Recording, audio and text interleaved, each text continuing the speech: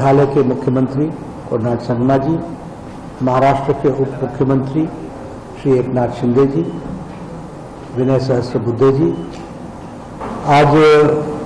प्रधानमंत्री मोदी जी के नेतृत्व में हमारी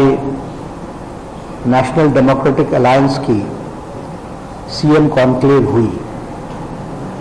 हम सब जानते हैं कि समय समय पर हमारे एनडीए के चीफ मिनिस्टर्स और डिप्टी चीफ मिनिस्टर्स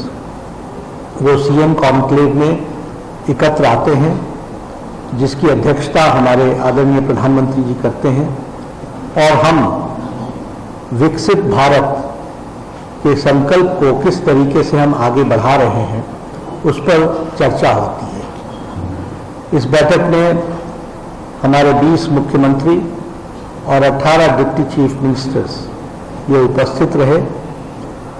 इस कॉन्क्लेव में 2 प्रस्ताव पारित हुए। एक प्रस्ताव तो ऑपरेशन सिंदूर, जिसमें जो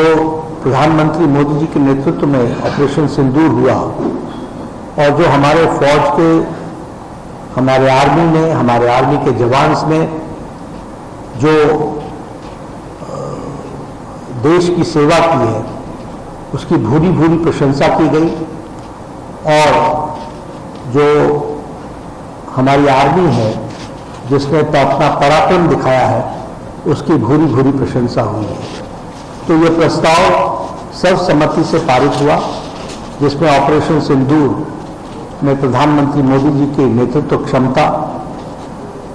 सशक्त भारत, समर्थवान भारत और आत्मनिर्भर भारत कैसे बन रहा है इसकी उस प्रस्ताव में चर्चा है। और एक तरीके से कहा जाए तो जिस प्रिसिशन के साथ हमारी आर्मी ने पाकिस्तान के में टेररिस्ट एक्टिविटीज़ को और टेररिज्म को जो आघात पहुंचाया, जो वहाँ अटैक किया, उसकी मारक क्षमता और मारक क्षमता के साथ साथ एग्जैक्टनेस, प्रिसिशन, इस बात की भी चर्चा हुई है। आपको प्रस्ताव की कॉपी मिल जाएगी। साथ ही साथ जातिगत जनगणना, इस जातिगत जनगणना के विषय पर जिसको भारत की कैबिनेट में मोदी जी के नेतृत्व में स्वीकृति दी है, और ये हमारी कल्पना शुरू से थी, और हमारे बिहार की सरकार, नीतीश कुमार जी की सरकार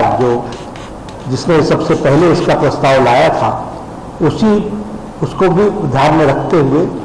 और यह जातिगत जनगणना पर भी प्रस्ताव पारित हुआ, और सभी लोगों ने इसको जहां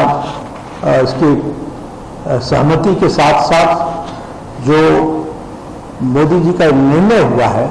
उसकी प्रशंसा के साथ साथ साधुवाद देने का काम इस प्रस्ताव में हुआ है। यहां मैं ये भी बताना चाहता हूं कि इस प्रस्ताव के माध्यम से हमने स्पष्ट किया है कि हम जातिगत राजनीति नहीं करते हैं, लेकिन वंचित, पीड़ित, शोषित, दलित जो छूट गए हैं उनको मुख्य धारा में समावेश करना, जो भी जिस तरीके से छूटा हुआ व्यक्ति है उसको मुख्य धारा में समावेश करना, यह समाज की आवश्यकता है। और जातिगत जनगणना के माध्यम से हम इसको देखते हैं और इसको हम आगे बढ़ाने का काम कर रहे हैं। ऑपरेशन सिंदूर के बारे में आदरणीय प्रधानमंत्री जी ने जहां कहा कि ये सेना का शौर्य है, वहीं उन्होंने इस बात का भी बल दिया कि भारत को हमें तीव्र गति से विकसित भी बनाना है, सशक्त रखना है, सामर्थ्यवान बनाना है,